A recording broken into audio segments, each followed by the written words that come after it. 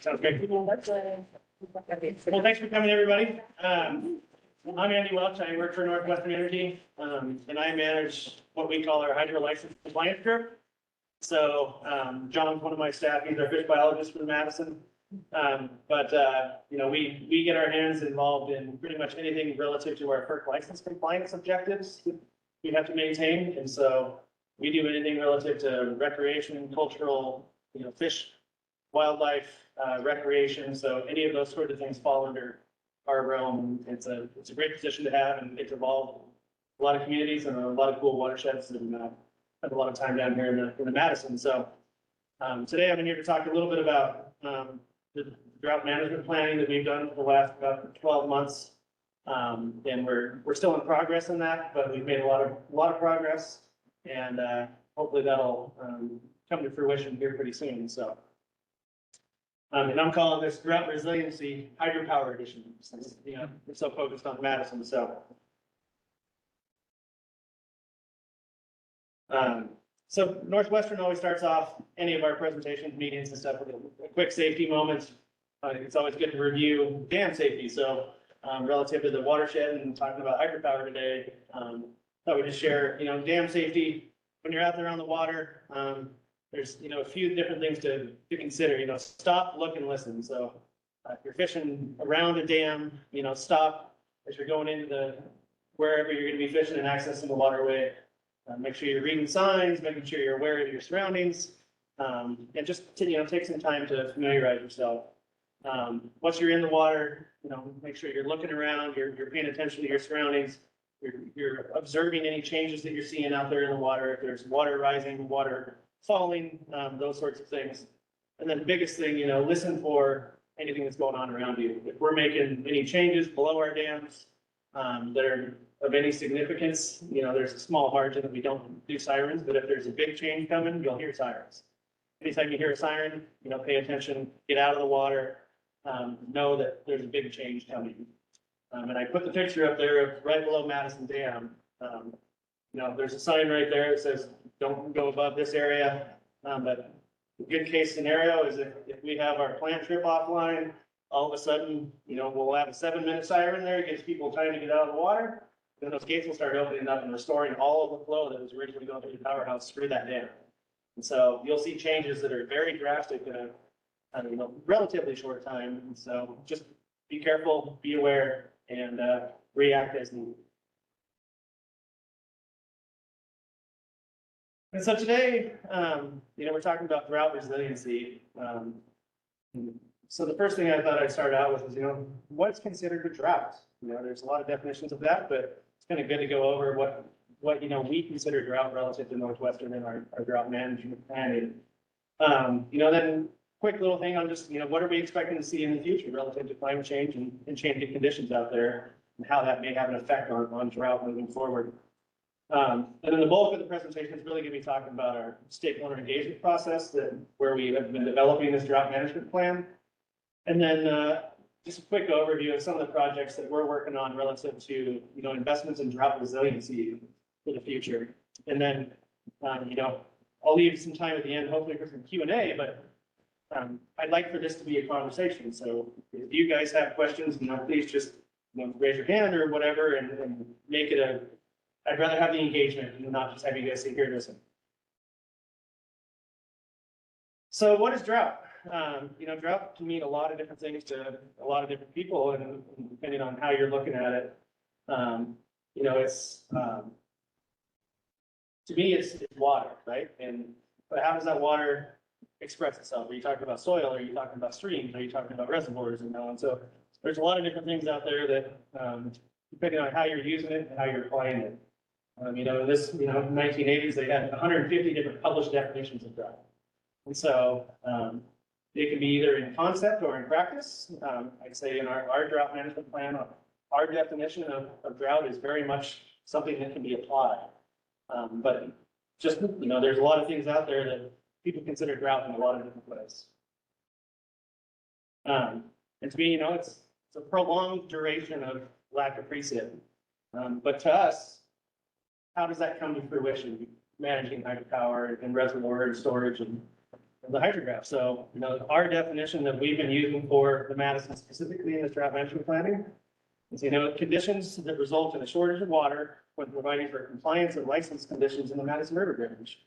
Those conditions can include snowpack, rainfall, runoff, ambient temperature, any of those things that really lead to, more consumption of water or a lack of total volume of water. So climate change, obviously is going to have a major effect on, maybe the total volume of water that we get, but also the timing. And, some of the things that have been published in journal articles is, reduced snowpack, earlier snow melt in the spring, lower summer base flows, increased water temperatures, increased air temperatures, maybe, an increase of rain on snow events like we saw in last year. It caused all the flooding, reduced precipitation, increased flooding, but also for us, it really is increased periods of drought, longer durations where we're not going to see as much volume of water hit our systems. So drought resiliency planning is really key in a lot of ways for, not only for conservation, but, for a business that relies on that water to generate electricity. How are we going to evolve to adapt to different timing and different volumes of water? So I'll talk a little bit about, the history of the Missouri-Madison project. The Madison's a very big key part of that, but it's only a part of the total system that we manage relative to this FERC license. And so, our Missouri-Madison project is licensed through the Federal Energy Regulatory Commission. It has 9 facilities on there. It starts at, Hebgen Lake by West Yellowstone. It goes all the way down the river until Fort Benton. That's about 500 river miles. We're really engaged and involved in managing the resources for a lot of this stretch of the river through Montana. We went through relicensing and we got our final license in 2000. But that relicensing took about 10 years. So there was a lot of conversations, a lot of debate on the best way to do things in the future. And that's what that licensing process is for. But that came to culmination in 2000, and we got our final license. With that license, that really focuses on a lot of different conditions out there. There's some dam safety, there's some, environmental conditions, there's all sorts of things in that. But relative to relicensing, the Federal Power Act, it gives equal consideration to all of those components. There's not something that has, hydropower generation doesn't have a priority over fisheries management or any of those sorts of things. So they're all equal playing field. They all have to be equally considered within that process. And so within the license, we have 36 different conditions that guide us on how we have to do things in the system. And those have to do with anything from reservoir management, stream flow management, to wildlife programs, our flushing flow program on the Madison, how we manage the recreation facilities associated with our projects, threatened endangered species, cultural resources. So we have obligations within our license on how we manage the system relative to all these components. And none of these within our license are prioritized. So all of them have equal value, and I really like that component of it, but it also creates challenges. That was our compliance team as of 2 years ago. We're a real small group. There's 5 of us that manage all of our facilities in Montana. And so we're a hardworking bunch that really engaged, and we love the opportunities to get around and meet people. Here's an illustration of, an example of what we're talking about with our FERC licensing conditions. And this was put together by one of our hydro engineers years ago, and I just really like how it shows the complexity of the system. And this is really just the upper end of the Madison River. Started up at Hebgen Lake and goes through Hebgen Dam. But as you can see, it's a good illustration of kind of how the course of the river works. Here's our requirements that we have. So, full pool at Hebgen is 6534.87. June 20th to October 1st is what we call our summer recreation limit. That's about 4 feet of elevation we have within Hebgen Reservoir that we can manage that reservoir. Supposed to support recreation during that summertime, but it also provides flows within that top volume for the Madison River downstream for that period. We have the condition that we cannot change flows below Hebgen Dam more than 10% per day. In our license, it says no more than 10% for increases, decreases, no matter what. You can only change it 10%. We have a condition at technically at the Kirby gauge, but it's for the Quake Lake outlet. We have a minimum flow of 600 CFS that's designed to protect spawning gravels in that area. And then we max that out at 3,500 to protect the outlet of Quake Lake. So then way down here, down below Madison Dam, we have a minimum flow of 1,100. So those are things that cannot break those rules, have to maintain them all the time. And then there's all the other pieces that come into play here. In green, you'll see there's some, environmental and recreation conditions there. And then the blue is not necessarily license requirements, but they're operational conditions that have to be considered through this process. And so, Hebgen inflows, we'll see anywhere from a low flow and challenging years of all the way down to like 500, 550 CFS. Or we'll have these really large events that we saw last year. We saw 5,400 last year inflow into Hebgen Lake. So very large distribution of flows that we see coming into Hebgen Lake. Managing those outflows, Cabin and Beaver Creeks, they'll put in anywhere from about 50 to 100 or 1,300 CFS. What else here? We have a flushing flow program that if we have enough volume in the spring, we have to release a large amount of water out of Hebgen to get 3,500 CFS down the river to maintain spawning gravels. And so there's a lot of conditions that go into how we manage that bulk of water in Hebgen Lake, and that would come into play relative to planning for drought.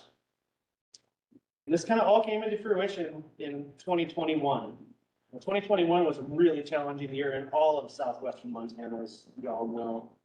There's poor snowpack in the spring, there's early snow melt, and early onset of really high air temperatures. It really was a challenge to manage that. And then from that onset in early June, we had hot temperatures that entire summer.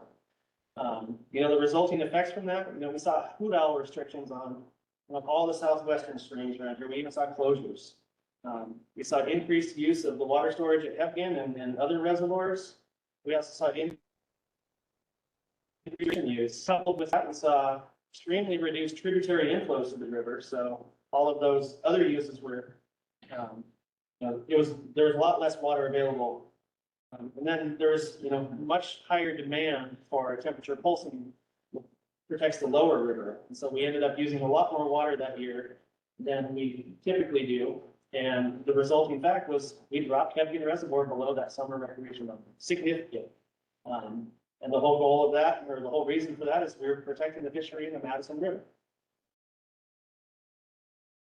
And so we had a lot of FERC compliance obligations associated with that operation. And we had to write reports and consult with agencies and do all these things saying, this is what happened this year. What were the results of that? What were the impacts? What can we do in the future? Those sorts of things. We met all those FERC compliance obligations that we had. At that point in time, we said, this is probably going to be happening more frequently. There's a lot more development, a lot more people around here.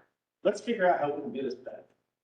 So that's when we started this stakeholder engagement process, is what we call it. So we pulled together, all of these diverse group of perspectives. We got everybody together and really tried to get people at the table saying, what do you want to see here? How can we do this better? So, some of those stakeholder groups were, West Yellowstone businesses, some Hebgen Reservoir business, Fishing Outfitters Association, Fish, Wildlife and Parks, Trout Unlimited, Madison River Foundation, Ennis Lake, resident on Ennis Lake, a lower river private individual who's a big fisherman. So trying to pull together all of these people with these diverse perspectives on, how things are managed and what they value about the Madison River. And to do that, we engaged a third-party facilitator to help further those conversations. And all of this was voluntary by NorthWestern. We weren't required to do it, but we thought it was very valuable to bring all these people to the table. So the objective of that was, really first and foremost was we wanted to share information and talk about how do we currently operate this? What parameters do we look at? How are we saying, well, we need to change flows here, change flows there? How are we predicting, wintertime flows, all those sorts of things on how we are like literally managing the resource every year. We also wanted to get a, real core understanding on how those things affect other users. What is core to you on your values of this system and how is this affecting you? Then we wanted to identify, what can we do better? There's gonna have to be something that has to be done better. And then the overall goal on the end for us in a lot of ways is we can engage, we can plan, and then we can be in better license compliant for their purposes. So in that process, we had 6 meetings from about June of last year until March of this spring. And one of those was a field trip where we took everybody up to Hefty and Madison plants and got to see the actual facilities and see how they work and see how we do things. And, the end of that process, after hearing, what are your values? What are your suggestions? The group came up with this drought management plan. This is still in draft form right now. It's getting close, but it's not quite there yet. This is the goal of this was to identify conditions that are signifying of drought in the watershed. And when that happens, that will lead to a deviated or an alternate management scenario relative to our operations and flow releases and those sorts of things. So it's trying to proactively look at things and say, what can we do to prevent severe conditions in the future when we know that a drought is imminent? So the objectives of the drought management plan, was the first thing was to, develop triggers at different times of year. That this is one of the things that it was really challenging, but what can you think of as, like a parameter out there to be like, oh yeah, this means drought, right? And so we're trying to do that relative to water management and other things. But we're trying to develop those drought triggers, and they had to be utilized at a time when we could actually implement those types of changes when it wouldn't affect a lot of resources. But we also wanted to use these triggers to say, are we in drought? No, we're out of drought now. So it's got to go both ways, right? The next step was to identify an alternate operation to be implemented when that drought is in effect. The third piece was, to document a process to consult with our regulators. We've got to make sure that resource agencies and FERC are on board with what we're doing. We need to be able to let people know that we're going to initiate these alternate operations.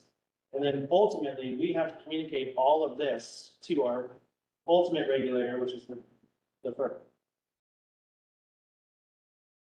And so for the first time in our license, we developed priorities relative to how things are operated in the Madison. There's nothing in our license that gives priority to one thing versus another. And in this plan, we wanted to go there and say, what is important here? And the highest priority, for us is always dam safety is far most ultimate no matter what. And that's partly because FERC requires that. But, catastrophic failure at Hefty Dam is just not acceptable. Second piece was, protection of the Madison River fisheries. Hugely valuable economically, hugely valuable socially. It's a very important piece. Flood control is one, and it's kind of hard to think about flood control with drought, but it does come into play. And then the third piece was, maintaining the elevation of the Hefty Reservoir, and that's directly related to the economic businesses and stuff that rely on that water for recreation in Hefty. Secondary priority, was irrigation in the system, potential shoreline erosion, recreation on the Ennis Reservoir, as that's a way lesser volume of use, and then power generation. NorthWestern understands that power generation is not supreme in Madison.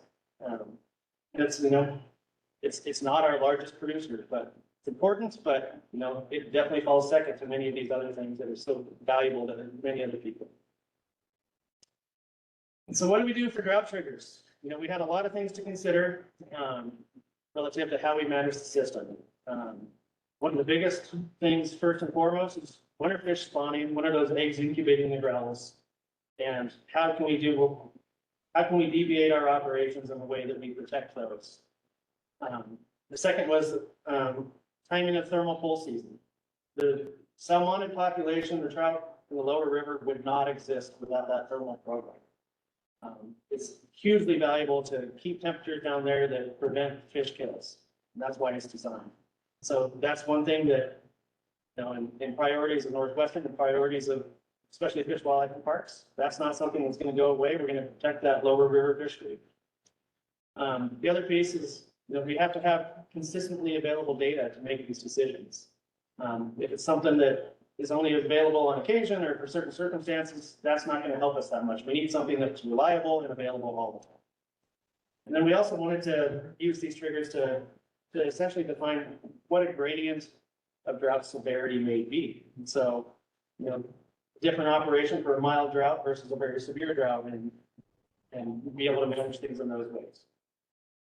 So how did we get at that in Madison? You know, first we looked at what's the history here. We actually have 109 years of data in Madison. So we have a lot of stuff to look at. And we said, you know, what's more applicable to what we do now? Well, we're currently in a license that started in 2000, and that changed our operations significantly on how we manage things. So that's kind of where we set that point and said, okay, anything from the year 2000 on, where we have all these existing requirements, how we manage things and what years have we seen challenges. Those years were 2003, 2007, relative to the Hefkin storage, it was 2008 and 2021. You'll see the caveat on 2008. That's when we had the stop log failure in the intake there, and we had uncontrolled releases, so we dropped heavy the reservoir because of that. So we kind of threw that out and said, this was an anomaly, this wasn't related to droughts, that operation was because of this failure of infrastructure, and so we're not going to consider that with the data relative to trying to define what drought is. So we started looking at those operations for those 20 years. As you can see here, this is a really complicated graph, and people would say, don't ever put this in a presentation. But I love the variance that you see here. And what this shows to me is, so this is January 1 through December. And this shows our reservoir elevation at Hefkin for all of those 20 years. And the biggest take home from this, I would say, is look at that range that you see in the spring. You know, you're anywhere from 24 to slightly over 65-30. So you're, you know, 6 feet of elevation difference. And the same thing in the fall. And that's because we manage things differently based upon how much water we have, how much water is forecasted. And so in the springtime, we'll, you know, lower the reservoir quite a bit more through that wintertime when we know there's a really healthy snowpack. In the years where there's not as much snowpack, we're not going to reduce the reservoir elevation that much. And so looking at this, it's like, there's a lot of variation here. How are we going to tackle what defines a drought year? So we started doing all sorts of analysis of data. And I like geeking out on this kind of stuff, but we played with all sorts of things, saying what really separates these years that we knew were those drought years that we had challenges. And so we played with all these different relationships of data. And one of my favorite ones is to look at is inflow versus outflow. Well, that's very linear because in order to manage reservoir elevation, those probably need to be pretty equal, right? You can't overfill Hefkin, you don't want to drain it completely. And so your inflow should be relatively close to your outflow. That wasn't a valuable component to what we might consider for a drought. As you can see on some of these other ones, we just shotgun effect, right? Everything's scattered. There's not really any groupings, and there just wasn't really strong relationships on one thing versus another. And this is, you know, a god ugly table, but this is the type of analysis that we did, looking at all of these parameters from inflows and outflows and averages and all those sorts of things to try and figure out what could we potentially use here that would signify drought in those years. And the only thing that really standing alone, separated out, is how full do we get Hefkin every year? That's really the ultimate driver of almost everything. If we don't fill Hefkin, you can see this small grouping up here. 65-30 is our summertime elevation that we have to maintain above. That group up above there, we were successful in doing that. Those other 4 points that are scattered, we weren't. And most of those, we did not completely fill Hefkin in the spring. So it was a pretty eye-opening thing to say, this needs to be the emphasis, that we make sure we're full in Hefkin in order to maintain all the conditions that we have. So what did we propose? October 1, Hefkin reservoir elevation. We have a really long period of record to look at. You know, like I said, we have 109 years. We really focus on that last 22, 23 years. But it's also a critical time that right before or right as ground trout are starting to spawn, we set flows at Hefner. We need to maintain that flow in the river relatively for the entire time that brown trout babies are in the gravels and are incubating. And so how many of you think October 1, you have an idea what the winter is going to bring you? You know, it's really challenging. Say, you know, there's these long-term forecasts that we get from NOAA and other places and stuff, but there's a lot of error around that. It's a really challenging time to say, what are we expecting for water in the next 6 months? But during that point in time, Hefner Reservoir is the sole resource that provides flow to the Madison River. Base flows are extremely low in tributaries. There's not a lot of makeup water, so Hefner is where that water originates. So that's what we proposed. What's our elevation at Hefner on October 1? Pretty clean, pretty easy to manage, data always available at a key time. So we define those in different ways, and we worked through this with, you know, our partners and said, what's reasonable here to say how much water do we have, and looked at previous data kind of to prove this, and I'll show you some stuff later on kind of how we validated some of this stuff. But so for mild drought, we're saying, you know, our rec limit in the Hefner is October 1 is just over 6530. If we're below that and down within that 2-foot range below that, we consider that a mild drought because we've used more water that summer than what our license allows. Moderate drought is even further below that. It's about, it's what is that, 6 to 8 feet below full pool, and then anything below that 6526, we consider severe drought. And knowing that that's the bank of water that we have for that entire winter time all the way through spring. Spring metric is a little bit different. You know, the fall metric is really, the fall trigger is one of those ones that we're kind of looking backwards, right? Like we have an elevation that we know how much water we've used. We know that's what has to provide it for the rest of the winter time. Springtime, we're really looking at what are we forecasting? What are our expectations for water coming this spring? So we have a few different tools there. And frankly, none of them are really accurate because we're all forecasting and predicting what's going to happen there. So what we started looking at is, you know, these Natural Resource Conservation Service, NRCS, provides these annual spring runoff forecasts. They give those to us in volume, and those are based upon the 30-year average, amount of snow in the hills, and average preset moving forward. And so it is a measure that gives us more confidence to look at and say, how much water do we expect coming forward? But what that resulted in, we're still working. We actually have just started contracting with a private firm to add an additional forecast for us, that do it in a little bit different way in a more modern technology. So hopefully that'll help. But we developed triggers initially, and they weren't quite right. And we got that feedback from the stakeholders. And so we're backing off a little bit and then trying to refine it. So we'll get there, but it's one of those ones that's a real challenge. And that's part of the piece why we're still in a draft form. So what happens when droughts are triggered? So those years when we may see drought, you know, like I said before, we saw drought in 2003, 2007, and 2021. So 3 times in the last 23 years. So what do we do when that happens? You know, water conservation measures come into play. One of the things that we considered and have started implementing is reduced minimum flows at certain times of the year. So, you know, mild drought would keep our same license requirement at Kirby. It would still be that 600 CFS, but we'd have a slightly reduced minimum flow down below Madison Dam, only by 50 CFS. Generally, in the scheme of things, minimum flows down here at Madison is what drives our outflows from Hefner all winter long. That volume will be more than enough to maintain our license requirement at Kirby. The spring is the opposite. As we get more makeup water from tributaries between Hefner and Madison, and so therefore, the more challenging one to maintain is that Kirby gauge. Moderate drought, we took 25 CFS off that Kirby gauge and 100 CFS off down at Madison. And then in severe conditions, you know, 550 CFS at Kirby, 950 CFS in Madison, so 150 CFS west down here, 50 west out above. So what does that mean really in the field out there? So we looked at this in a few different ways. This chart here shows, so what we actually did is we calculated the amount of volume savings based on those minimum flows and related that to how much foot of elevation in Pepkin was.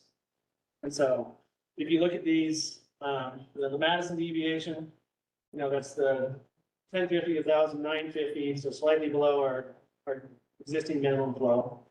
And the x-axis on this is the actual elevation at Hebgen at that time. Most likely, if we're in drought condition, we're going to be below 6530, and it could be as low as 6524. And so you'll see as those numbers go further down, 50 CFS across that 182 days across the wintertime, that relates to at elevation 6529. That would save us 1.6 feet in Hebgen Reservoir. So it's an interesting way to look at, how much volume of savings we have to keep that reservoir more full. If we did the severe drought at 950 CFS across the wintertime Madison, at 6529, that's 4.6 feet of Hebgen would be saved by just reducing minimum flows by 50 CFS to that entire winter.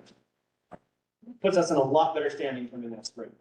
The Kirby deviation, we did the same thing. Not quite as productive in the fall window. That also is not what's driving the outflows of it. So what are some practical ways that you can achieve that savings in water besides your flows? So about setting up that fall and flow relative to water being taken off of that flow. So what we have started doing, I think we're getting at is October 1, we set flows as low as we can in order to maintain minimum flows. That sets an elevation in the river where fish are responding. That way, we don't go below that. But if we get a bunch of snowpack through the wintertime, we can go above that. And so it's actually kind of a proactive way to conserve water. It does limit habitat a little bit, but it keeps those fish spawning at a lower elevation in the river. And that way we can always increase flows above there without impact, but we don't go below that. And so setting that flow low in the fall actually benefits us to be able to be more dynamic through the wintertime. And we can hold it low and conserve water. But as we get more and more snowpack, we can also increase flows and manage the water as it comes versus getting to the end of the winter and being like, uh-oh, we're low. So we started implementing that the last 2 years. Is that what you're getting at? All right, so let's say in the high consumption rate of water coming off of the river on October 1st. So flows being at, let's just call it 900. 50 of that is coming off. So you can clearly understand you are now setting that flow at 950 until it's a minimum. Yep. So even then, if that water coming off the river was shut down and you're keeping that flow, there's still that additional 50 CFS flow all winter long.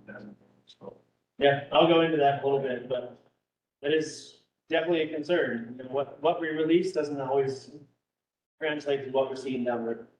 So, but I'll get into that here in a little bit.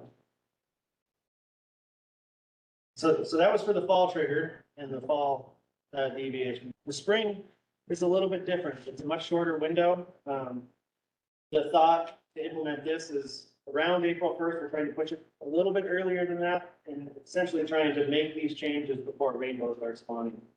The challenge here also is brown trout eggs are mostly still in gravels at this point in time. And so making a larger change there is going to have an impact on brown trout success spawning. And so it's one of those ones that it's not the most ideal time to change flows, but if you do it before rainbows, it's a lesser impact versus doing it in the middle of the rainbow spell. We have some assumptions here, but the small amount of change at Madison doesn't really give us a whole lot. The Kirby gauge is what drives those spring flows, and you'll see a savings of up to 3/4 of a foot. So not as beneficial in the water conservation world, and a little bit more challenging, but still some savings. what John was just getting to. Through this process, we pulled all the existing water rights in the Madison. This is the Madison River main stem water rights from Madison Dam up to Hefkin Dam. So that main stem river in between, not the tributaries. This is only main stem withdrawals. As you can see here, October 1, there's still 530 CFS of water rights in the system. So say we put down 1,500 CFS down the river, people can be pulling 500 CFS off the top of that, we result in 1,000 CFS downstream. So if we set that flow in the fall on October 1 at 1,100 CFS, people can pull 500, we wouldn't be able to meet our minimums. But that ends, right around November 1st, those water rights end. And then we still have to maintain that water in the river all the way through. And so, because we can't drop the elevation in those certain parts of the river where fish are spawning to protect those gravels, or protect those neighboring gravels. And so it can be a real challenge. These are water rights that are on paper. It doesn't necessarily mean they translate to actual water rights being taken on the ground, but it's a very significant consideration when we're talking about how much water we're putting down the river and setting those flows in the fall.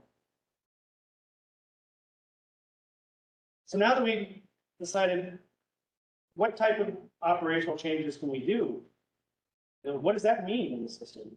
One of the things we started looking at is available habitat in the river. So we started looking at stage discharge relationship curves throughout the system. So how much is 1,000 CFS versus 900 CFS in the river, and how much more reduces the water flow? And this is, we fund a lot of the USGS gauges here in the system.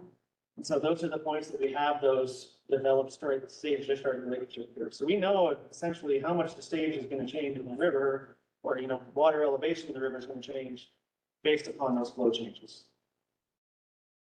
What does that result in?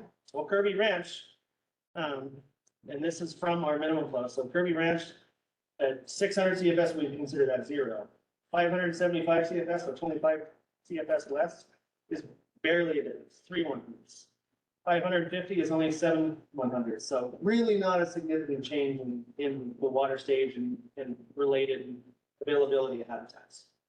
Below Madison Dam, it's a little bit more significant, but still relatively minor. Our severe drought will go down to 900 CFS, 950 CFS. That's slightly less than 1/4 of a foot of elevation change of water in the river. And so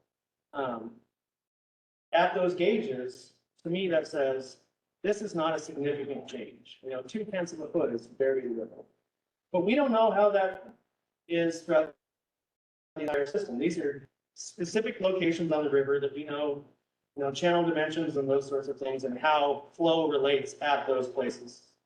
And so we said, this seems like it shouldn't be an impact, but we don't know how that relates through the entire Madison system. And so if we get into a drought situation where we implement these deviated operations and reduced flows, we're going to get out there and look.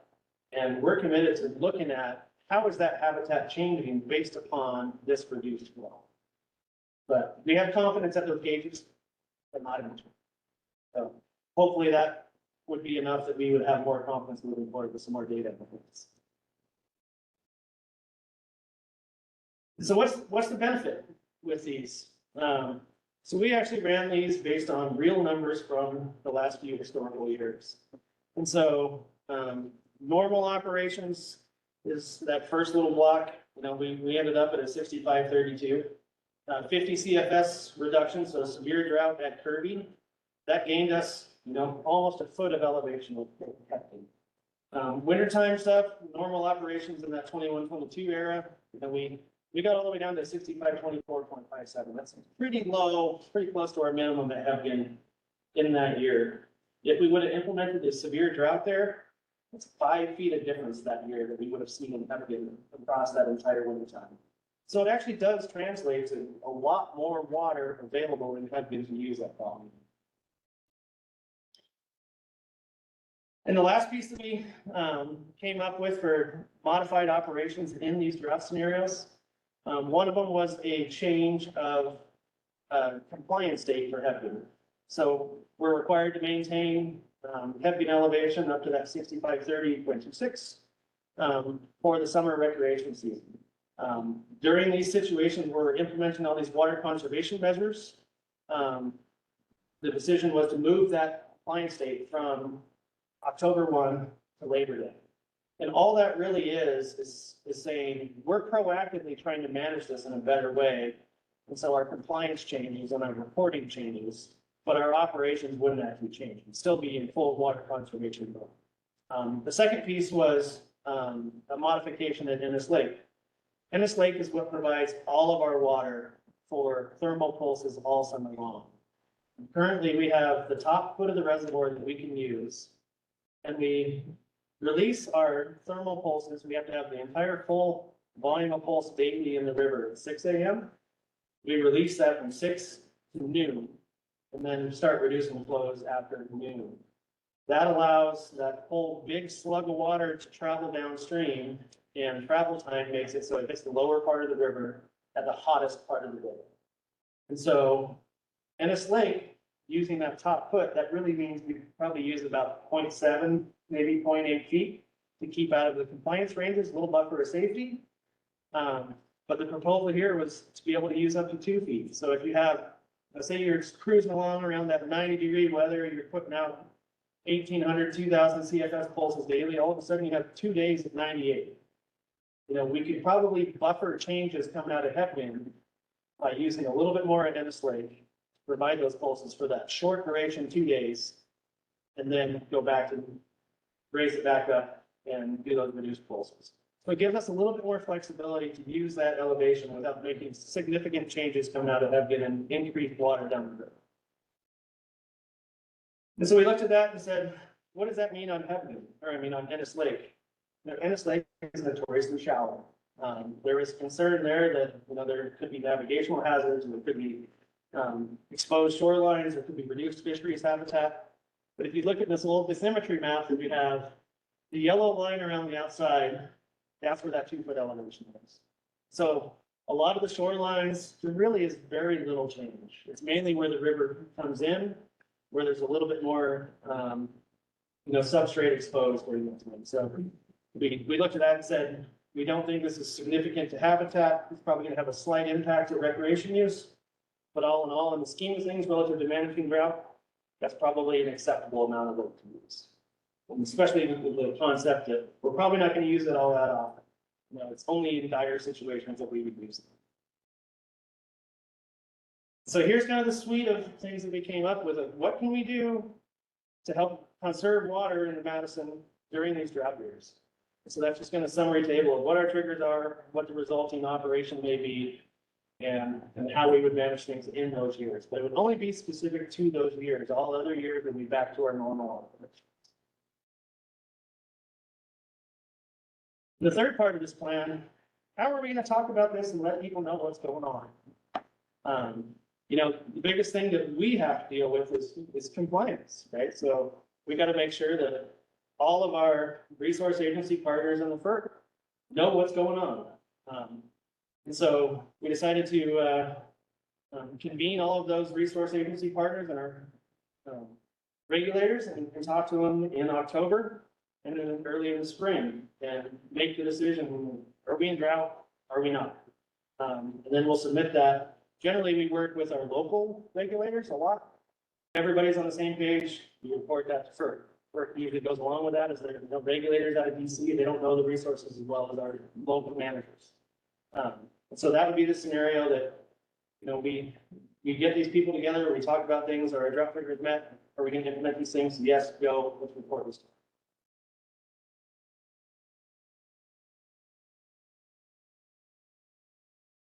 The second piece is, you know, everybody else in the system is using the rivers. You know, that it's just as important for us to make sure that everybody knows what's going on in the system. So, you know, we have a few opportunities that we already do now. We always host a public meeting here in April. These are the types of things that we talk about. What are the water conditions? What are our forecasts? What's that going to translate to this summer? We had one last night in West Yellowstone. Same information, a little bit different for a lot of the seasonal residents up there. So that would be the opportunity in the spring and summer to communicate what's going on in Madison. We also wanted like a more passive way to allow people to check in on this. And so in these scenarios, we would set up a specific website on NorthWestern's website that's dedicated to Madison River and whether or not we're in droughts. And it's gonna, present a site that has all sorts of information like snowpack, runoff forecasts, have any media releases talking about what we're doing, and then also the contact information. And if you have questions, get a hold of us. And that way people can check in on that at any point in time when they have the time to do it. So one of the important things that we did identify during this whole thing was there's a couple things that we looked at and said, why aren't we implementing these all the time? There's certain things in our operations that consume quite a bit of water, but if we did it differently, there really wouldn't be a whole lot of impact. One of those things, and these are things that we would propose to be permanent in our operations. One of those things is the ramping rate below Hebgen Dam. As I told you guys earlier, we have a 10% per day limit, and that's for flow increases and flow decreases. We've had a variance in place allowing us to do 5% hourly increases for the last year. We got an extension until April of next year, the same thing. In all reality, it allows us to make less changes that have been and be able to react more rapidly to changing conditions down a lower risk. There's really minimal impacts to the aquatic ecosystem from ramping up at a 5% hourly. We would maintain the 10% reductions to make sure we're not stranding fish and dewatering habitats. But that 5% really is a very valuable volume. And so talking to our resource coordinator that does this sort of stuff, if we're starting at 300 CFS, for instance, and we need to ramp up to 1,600, that doing 10% per day takes 20 days. If we have 5% ramping rate per hour, we can do that reasonably in 2 to 3 days. And so instead of having those intermediate flows for 15 to 20 days, we can do all of that in a short period. The 5% ramp still gives it a fairly general slope, and it's not just like releasing the gates and letting it rip. So we thought it was a relatively safe way to do it, and our resource agency partners agreed. Same thing down at Madison Dam. We're pulsing down there. The most pulses we've had this season is 64. That's a lot of days where we're ramping the flows in the lower river from 6 a.m. to noon. The change down there was to get rid of, we have 100 CFS ramping rate in the bypass there up until about 600 CFS. And that's based on an old wetted perimeter study that below 600 CFS in the bypass channel, you start dewatering habitats. Well, for a flow increase, we could ramp that up more quickly with very little impacts. And I love that graphic there on the right. It shows, that left side with the hash marks on it. That's the volume of water that we would be conserving, that we could ramp up at a more rapid rate. And that 64 times a year translates into quite a bit of water. And we've been implementing these for the last year, and we have that again until April of next year. And we got that extension through FERC saying these are things that we're pursuing. We want to finalize this drought management plan and file all that with FERC and give us time to do it. So they agreed. So the next steps in the regulatory process to start implementing these drought management plans, we need to finalize the drought management plan. We're getting close.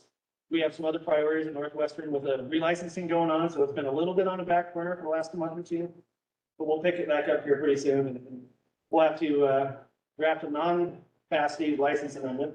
So one that doesn't change our generation that much, but it's a license amendment of our existing license. We'll have to consult with resource agencies, let them review that, let them comment on it, maybe have to make some tweaks to it until we get everybody comfortable on the same page and saying, this is what we want to go forward with. Once we get all that approval, that would be filed with FERC. FERC does a public notification and a public comment process on that amendment to allow anybody to be able to weigh in on that before they would evaluate it and then hopefully approve it or approve it with conditions. So those are the next steps in that drought management plan. So one of the other things I wanted to talk about real quick, I know we're getting close on time, but some of the things that NorthWestern does is relative to some of our protection mitigation enhancement programs is, really investing in resiliency and floodplain storage and those sorts of things that will help in drought. years. And we spend a lot of time partnering with a lot of agencies, NGOs, to get these projects on the ground. But one of the big things we can do is buffer some of these floods, create more floodplain storage. That way you're more resilient to floods or drought conditions, excuse me, when those come. And so a few examples of those that we've invested in over the years is Modell Spring Creek, pretty famous one. We're just starting out on Moore Creek. That's going to be a huge potential project. Beaver Creek down by Hauser, 7 Mile Creek in the Helena Valley. These are all ones that are like full floodplain restoration. We're redeveloping channels, off-channel wetlands, doing a lot of hydrosoil type water storage in the floodplain. Those will buffer floods, but they also are great for drought resiliency in the long run. We also do some water leasing projects, like on the Teton River and Prickly Pear Creek, where we're trying to keep more water in the systems when these challenging years come. Those water leases are huge because it's providing enough minimum flows that the salmonids can exist in the river system without having to cold dry up and lose their habitats. Another thing that we've started much more recently is we're looking at repairing forest development. Obviously with hydropower, we're manipulating especially high flows, and we've lost a lot of that cottonwood regeneration and some of those things. And so we're starting to really invest in some of these areas downstream and trying to redevelop these floodplain forests, cottonwood, willows, all those sorts of things that make these systems more resilient. And the last thing on there is, we've invested in quite a few conservation easements to keep these habitats intact and try and limit the amount of dense development in areas in the rural places. Just some quick overviews. Odell Creek, it was ditched and drained back in the 30s. It was a relatively dry floodplain. We've been working on that since 2004. A ton of investment, a ton of partners, but we've had 16 phases go in. It's resulted in 15.5 miles of Spring Creek restoration, over 900 acres of wetland development in that watershed. Think about that, 900 acres of water storage on your floodplain. That is a big reservoir, big deal. We are planning on an additional phase right now where we're doing designs, and the success is really due to all the partners there, including the Granger and Longhorn Ranches, but also Fish Wildlife Service, Madison River Foundation, all these different partners that have all contributed to these efforts in the last 20 years. As I mentioned, the Moore Creek one, just right in your guys' neighborhood. This could be a huge project that we're developing, those floodplains to store water and make them more resilient. Paula knows more about this than I am at the current status, but it's underway and we're getting into that project. Beaver Creek out by Helena. This is one that was just finished last fall. There was 2 phases there. It was an extremely entrenched stream channel, so it was draining the entire floodplain for how many years? 2 phases redeveloped 1.2 miles of stream restoration, but also resulted in 15.5, acres of wetland restoration. So more floodplain storage there. That's just downstream at Housing. And this is what it looks like now. It's this really arid area, and this was we had a couple of really challenging water years, and it's resilient. It's really cool to see these things. So, and with that, that's all I had to kind of present on what we're doing in Madison, and we'll be more than willing to take questions or, converse with you guys on any other items. Are there future phases planned for the Beaver Creek project? Not right now. As you saw in that photo, it's kind of hard to tell, but there's a big valley essentially right in there. And when you see my cursor, probably not. Yeah, this area in here, the valley confines back up and then it starts going pretty close to the river there. So there's not a lot of available floodplain downstream of there. So, but cool project. Unfortunately on that one, it's one where we had really terrible, we did the first phase in 2020, 2021. Stream channel went dry for a while. And we just needed some high flows to seal that channel and to recharge that entire aquifer in our floodplain. So we finally had that good flow this spring. Yeah. So. Did you have any trouble with the re-veg No. taking, doing it. You know, around here. They did a ton of willow spring, they did some containerized plants on that. Uh, And I'm amazed on the resiliency of those things. They've actually come back really well. That was one of the big concerns with it going dry is all these plants are sitting there without water, but most of them made it. So, these projects are the ones that I love looking at and going 10 years later, what does this look like? What's all the veg come back? It's pretty impressive to see the transition. So. Anything else from you guys? do you have any sort of stats on, numbers on how those types of projects and that increased water storage in the floodplain, like helping maintain the base flows during, late season? So we haven't done a whole lot of that on like resulting volumes of water later in the season. There's a lot of stuff in literature relative to that. We haven't actually quantified that. We started looking at like Odell Creek, we've looked at some temperature changes. With that more available water, you'll see reduced temperatures too. We do see some benefits from that, but we haven't actually quantified, water later in the year.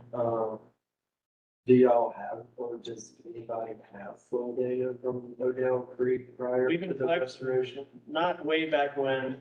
We started collecting data there 6 or 7 years ago, maybe. Okay. So with increased phases, we can tell a little bit, yeah. And we have a gauge right at Fever Point, and when we have one here, new stuff's going in. So, we're actually out measuring them today. 96 CFS, Fever Point, 69 down there. Well, that'll be interesting to look at as Yeah, with the.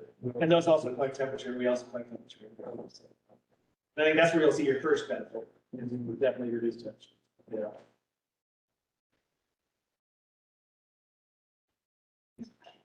Yeah, Are there any numbers, how much electricity grid is given off by the 3 dams, Heckman, Quake, and it's, so there's no dam on Quake and no generation on Hebgen. So the only generation we have is on Madison. And I don't know what the numbers are exactly for that. In our portfolio, for Montana, it really varies on water year, because that's essentially your fuel, right? And we see anywhere from like, I think mid-30s to almost 60% of our portfolio comes from that number system. So we own Missouri Madison, so we own Hebgen as a storage facility, we own Madison. We also own Hauser, Poulter, and then 5 dams in Great Falls. We own the dam on Thompson Falls, on the Clark Fork, in Thompson Falls, Montana. And then we have a small project up in the boonies and the Beartooth Mountains. It's the Mystic project outside of Jordan, Montana. So most of these projects, like Madison, we just did a full powerhouse replacement there, and has a little bit more capacity there for the powerhouse, but we got 50% more energy out of it, just because of new technology. And it's more fish friendly. We had 4 units in there that had 2 turbines per unit, so 2 wheels per unit. And we reduced that to 1 wheel that's larger per unit. And so we get 50% more energy. And the fish friendliness is based on number of blades, spacing on blades, and the revolution. And with the number of turbine units, you reduce by half, and the larger one has larger gaps, spinning the same speed as actually much faster. Big investments, but these facilities, Madison was almost 100 years old. So kind of cool to look blast at the past to see these old generators that are 100 years old and they've been maintained. And they're creates a challenge to keep them running for that much longer, and it's worth the investment over time relative to extra generation plus reduced maintenance costs to have this new technology. What do you do as a community or citizens as residents of the watershed to help that resiliency? I mean, I think always voicing your opinion in any proceeding relative to, the FERC role for us, but, anything that you are working in, whether that's, working with your local irrigators, those sorts of things. Anything we can do to, reduce water use and keep it in the system is always beneficial.